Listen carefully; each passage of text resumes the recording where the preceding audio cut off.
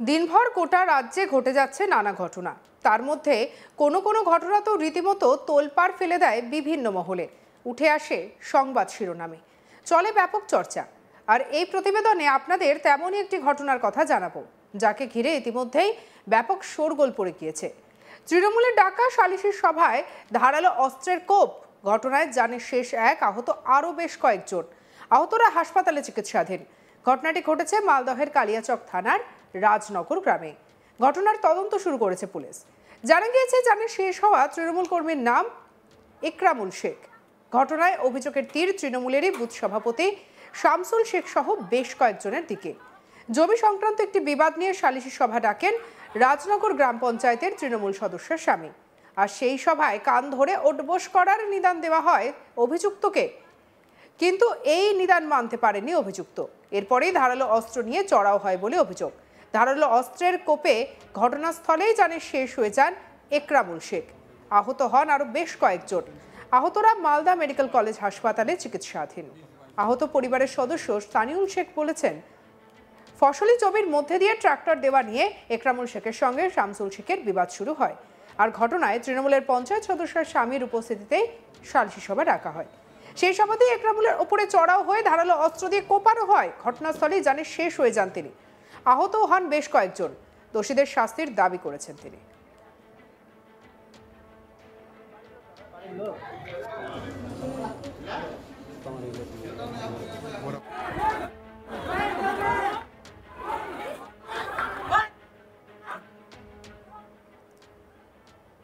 আহতের পরিবারের সদস্য সানিউল শেখ কি বলছেন শুনবো। জমি নিয়ে মানে ট্র্যাক্টর নিয়ে চুয়ারে ফসলি জমির উপর দিয়ে যাওয়া জমি নিয়ে গন্ডগোল। তারপরে সিস্টেমটা কি হয়েছিল, মানে পাশের জমিতে যেতে না দিতে গিয়ে বাধা। এবার ওটা জিজ্ঞাসা করতে গিয়ে সালিসি সভা বসেছিল। কালকে একটা কাকাতো ভাইকে মেরেছিল ওরা চুয়ারে 4-5 জন মিলে।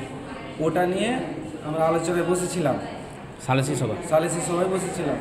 বসার পর সালিসি সভা থেকেই ওরা ধাক্কাধাক্কি করতে করতে বেরিয়ে আসলো। বেরিয়ে আসার পরে হাসলাটি নিয়ে আলো পাতাড়ি করতে থাকলো। আপনারা কোন দল করেন? আমরা তৃণমূল দল করি। আর যারা মেরেছে ওরাও তৃণমূল দলের, ওরা মানে ভণ্ড দল করে। ওরা কি কি ছিল ওদের হাতে? ও সব ধারালো অস্ত্র, হাতিয়ার, এই হাসুয়া লাঠি। কতজন মারা গেছে আপনাদের? একজন মারা গেছে, কালিয়াচক হসপিটাল ঢুকতেই মারা গেছে। আর আহত? আর একজন এখন সিরিয়াস আছে, একটা ভাই। আর 4-5 জন আহত আছে। কি চাইছেন আপনারা? আমরা ন্যায্য বিচার চাচ্ছি। কি সালিসি সভাতেই হয়েছে? সালিসি সভা, একদম সালিসি সভাতেই। সবার বাইরে হাসুয়া লাঠি নিয়ে ওরা বসেছিল প্ল্যান মাফিক, আমরা বুঝতে পারিনি অতটা।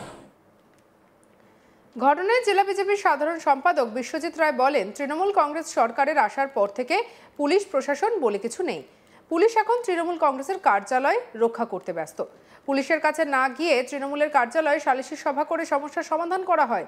তৃণমূল এই সালিশি সভার তৃণমূল আয়োজন করেছিল। একের পর এক এই ধরনের ঘটনা ঘটে যাচ্ছে পশ্চিমবঙ্গে। আমরা ধিক্কার জানাই। কি বলছেন বিজেপি নেতা বিশ্বজিৎ রায়, শুনবো।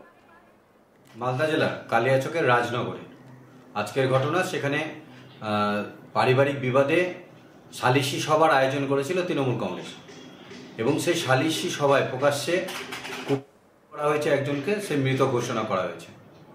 তৃণমূল কংগ্রেস সরকারে আসার পর থেকেই পুলিশ প্রশাসন বলে কিছু নেই। পুলিশ প্রশাসন এখন প্রত্যেকটা তৃণমূল কংগ্রেসের নেতাদের যে ব্যক্তিগত কার্যালয়, সেখানে পরিণত হয়েছে। সেখানকার আইন শৃঙ্খলা রক্ষা তৃণমূল কংগ্রেসের নেতারা করে। সার্বিকভাবে কোনো জায়গায় থানাতে না গিয়ে ব্যক্তিগত সালিশি সভা, ব্যক্তিগত নিজের পার্টি অফিস, তৃণমূল কংগ্রেসের পার্টি অফিসে সেই সালিশি হয়। সার্বিকভাবে আজকে কালিয়াচকে যে রাজনগরের ঘটনা, সেই রাজনগরের ঘটনায় এই সালিশি সভা তৃণমূল আয়োজন করেছিল, সেখানে কুপিয়ে খুন করা হয়েছে। আইন শৃঙ্খলার অবনতি হয়েছে। পশ্চিমবঙ্গ থেকে শুরু করে প্রকাশ্য দিবালোকে একের পর এক সেখানে ঘটনা ঘটছে। এইভাবেই মানুষকে মেরে ফেলে দেওয়া হচ্ছে। আমরা ভারতীয় জনতা পার্টি ধিক্কার জানাই। আইন শৃঙ্খলা বলে কিছু নেই। সাধারণ মানুষকে আপিল করছি, 2026-এ এই সরকার যতক্ষণ পর্যন্ত না যাবে, এই সন্ত্রাসের বাতাবরণ কিন্তু থামবে না। তাই ভারতীয় জনতা পার্টি আগামী দিন এদের বিরুদ্ধে সোচ্চার হয়ে 2026-এ এই সরকারকে উপড়ে ফেলে আগামী দিন ভারতীয় জনতা পার্টির সরকার গঠন করবে। অন্যদিকে জেলা তৃণমূলের সাধারণ সম্পাদক বিশ্বজিৎ ঘোষ বলেন, একটি পারিবারিক ঝামেলা এটি, পুলিশ প্রশাসন রয়েছে, নিশ্চয়ই ব্যবস্থা নেবে। এবার কোনো জায়গায় কোনো কিছু নিয়ে ঝামেলা হলে তৃণমূলের নাম জড়িয়ে দেওয়া হচ্ছে। বিজেপির এইসব করা ছাড়া আর কোনো কাজ নেই। কি বলছেন বিশ্বজিৎ ঘোষ, শুনব। সেখানে একটা দুই পরিবারের মধ্যে কোনো ঝামেলা হয়েছিল জমি জায়গা নিয়ে, সেটা পারিবারিক ঝামেলা। সেই সালিসি সভা সেখানে হয়েছিল, সেখানে মাথা গরম করে সব নিজেরা মারামারি করেছে, গাড়িও শুধু হয়েছে, একজন মারা গেছে, একজন হাসপাতালে ভর্তি রয়েছে, তিনিও সিরিয়াস।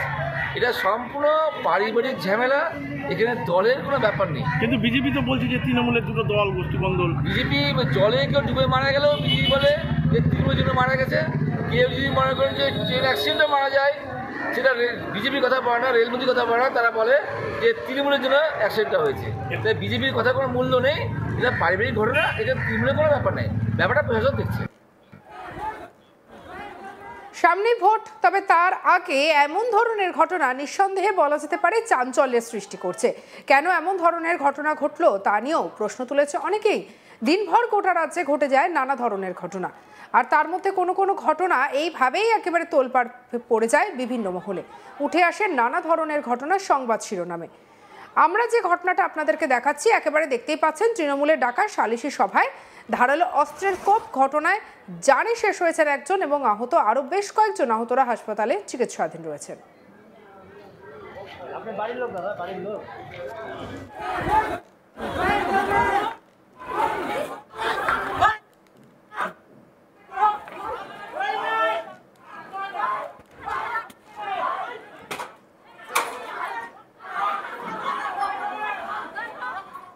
আহত পরিবারের সদস্য সানিউল শেখ বলেন, ফসলি জমির মধ্যে দিয়ে ট্রাক্টর নিয়ে যাওয়া একরামুল শেখের সঙ্গে শামসুল শেখের বিবাদ শুরু হয়।